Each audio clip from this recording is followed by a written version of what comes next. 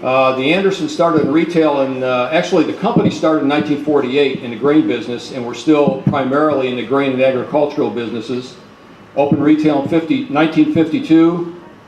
We opened the Maumee store as it is today in 1973, and that's when I started. It's 1973, Andy, not 1873. I haven't been around that long. All right, thank you. We opened the Columbus market. This store was the first one in the Columbus market in 1986. Opened Sawmill in 1987. We also have a Toledo store and a Maumee store in this big box format. And we have a Sylvania food market that is just a food market only in Sylvania, just west of Toledo.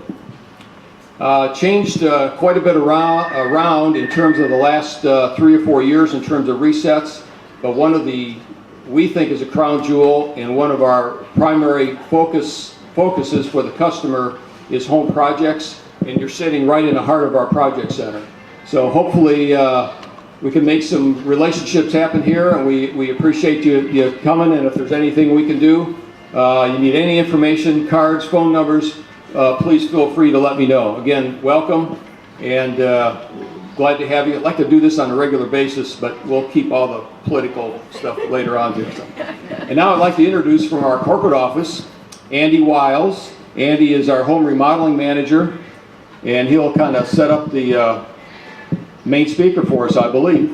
All right.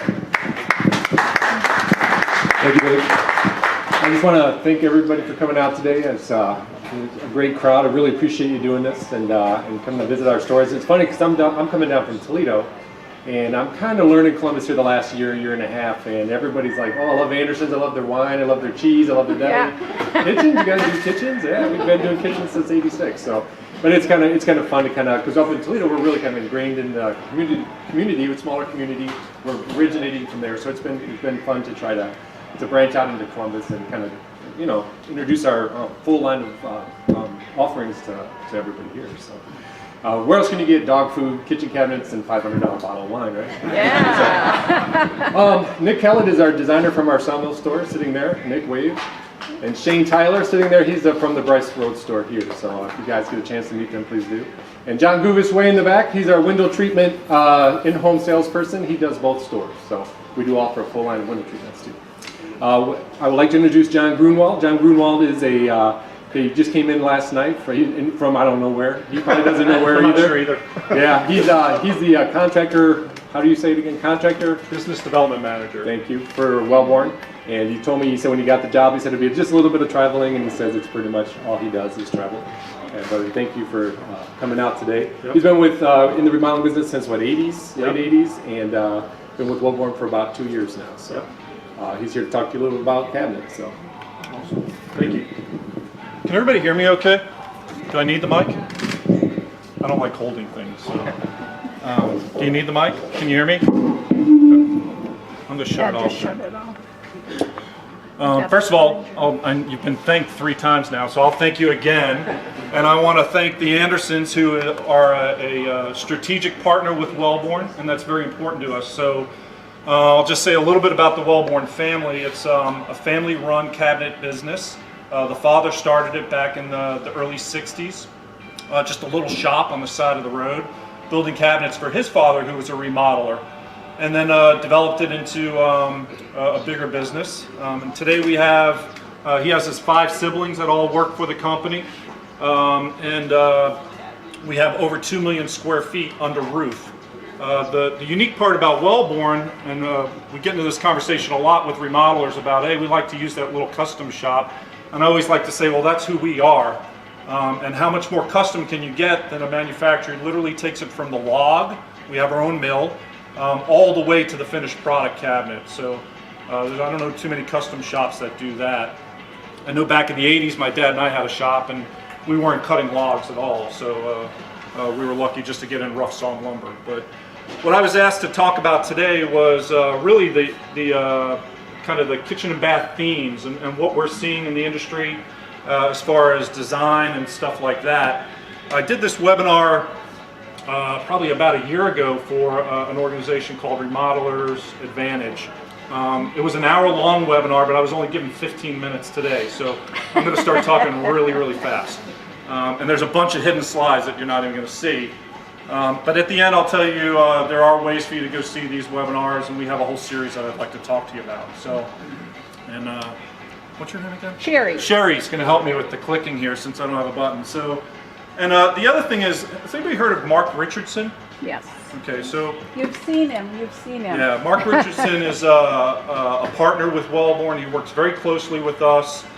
He's a friend of mine, and he's part of the series of webinars that we do. A lot of this information, I need to give him credit, is from him, so I'm great at plagiarizing, so just so you know, I'm not this smart. But anyway, if we think about the kitchen and bath and the insights, and we look at, just keep clicking, the past, you know, kitchens were very simple. And I remember, you know, again, back in the 80s, you know, just doing pencil designs on my own, just simple L-shaped kitchens, right? That was just kind of the kitchens we thought of. And as time has progressed, we've seen, you know, we'll start to bump a cabinet here and do these kinds of things. And today, they're much more complex.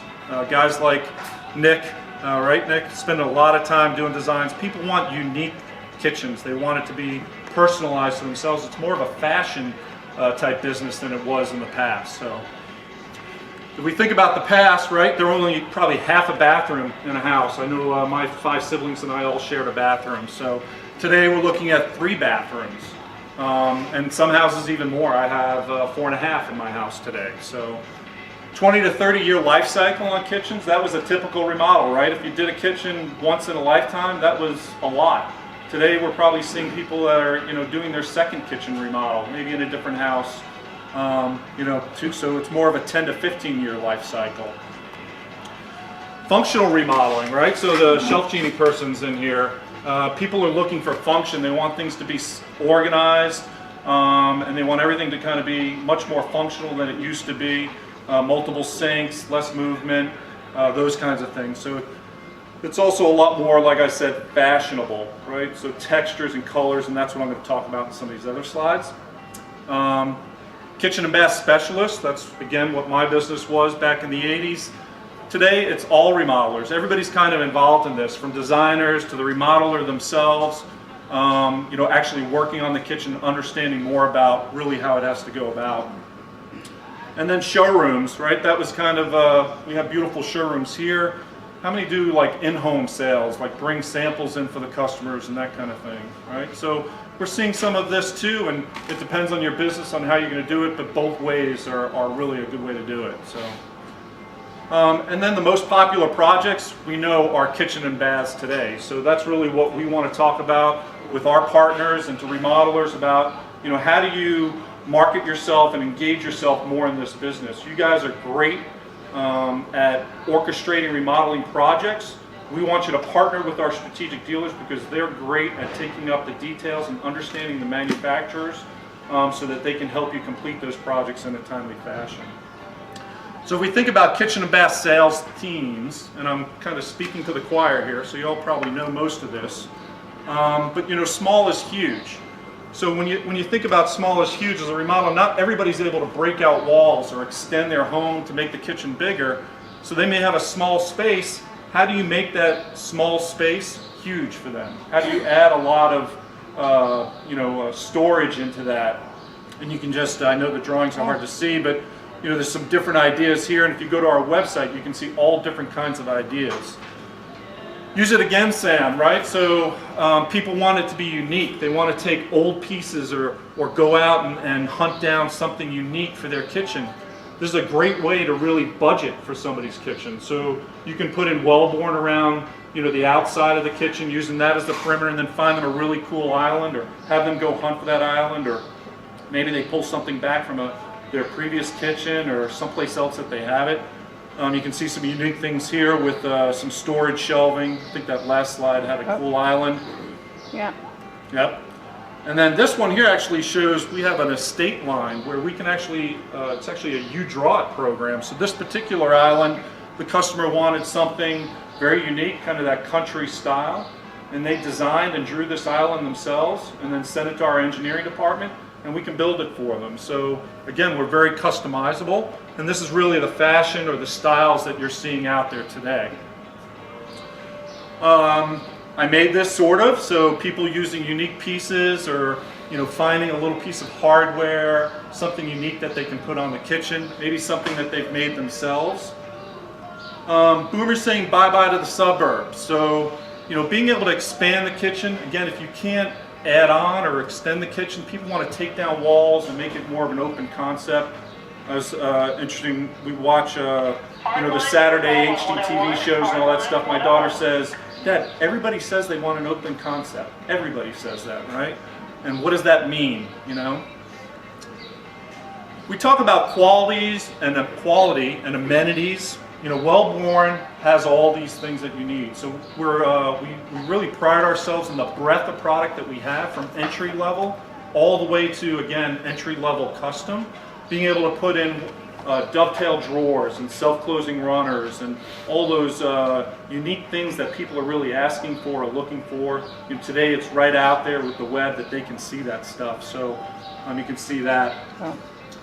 The last few things that I want to talk about is really the sales process, and this is going to lead to the webinars that I'm going to introduce you to or offer for you to come enjoy. And Mark Richardson really likes to talk about competition. When I'm out there talking with remodelers and asking them to join us or to purchase our product, they'll talk about, well, what about my competition? This guy's working in the same market that I'm working. And what I always like to tell them, and Mark Richardson and I have this conversation, is that that's not really who your competition is. Okay? Your competition is the customer, right? It's the person that's able to go into that customer's house and really reduce their overwhelm. Okay, you can click through a couple here, right?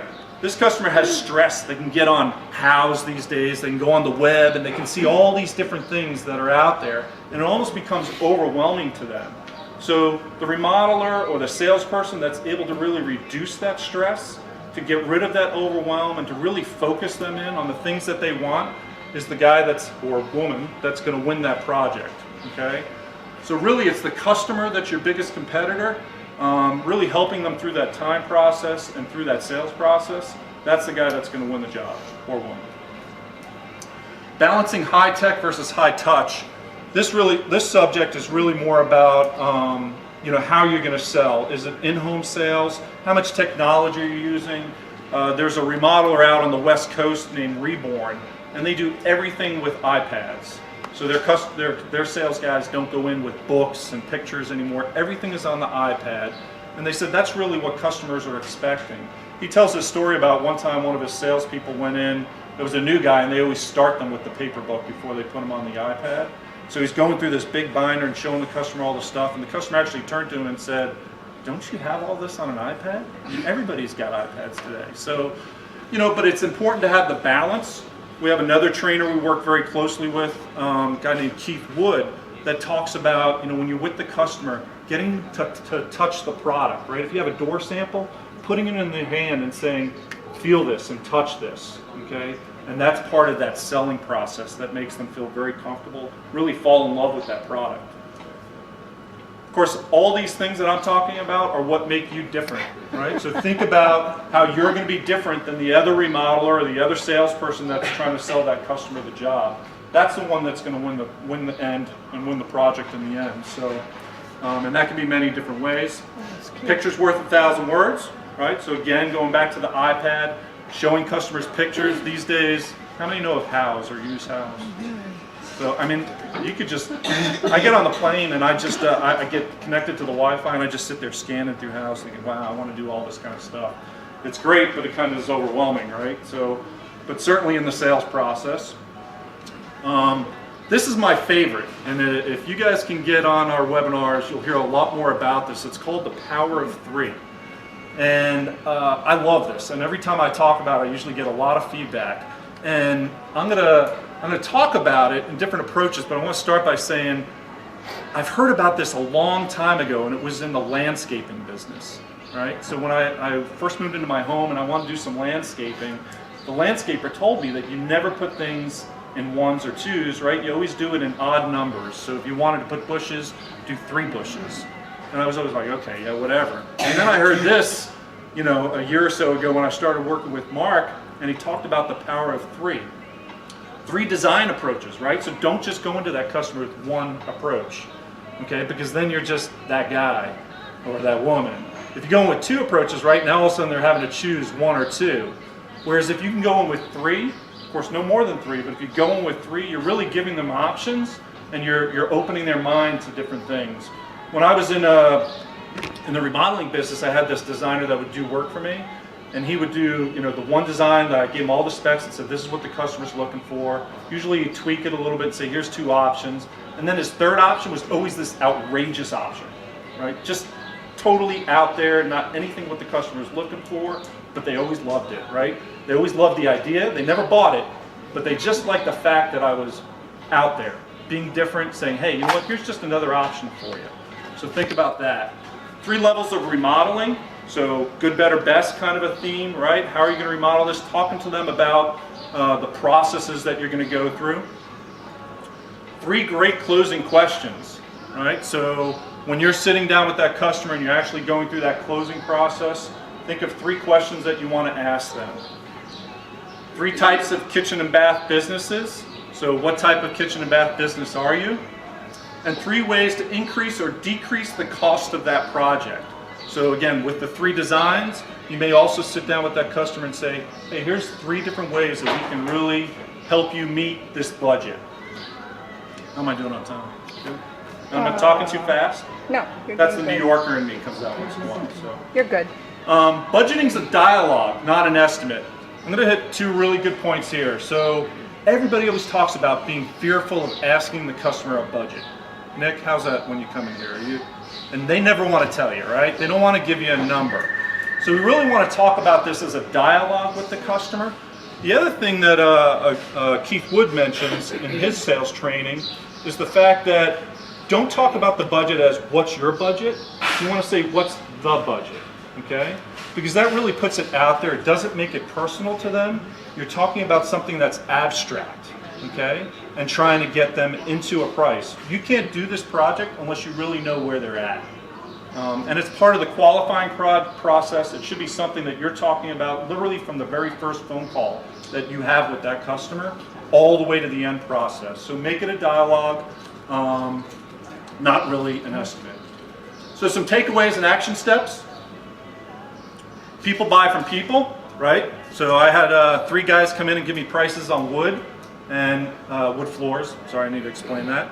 And you know what? It wound up being the guy that I liked the most. That was the one that was going to get the job. It was just a personality thing. There was a chemistry.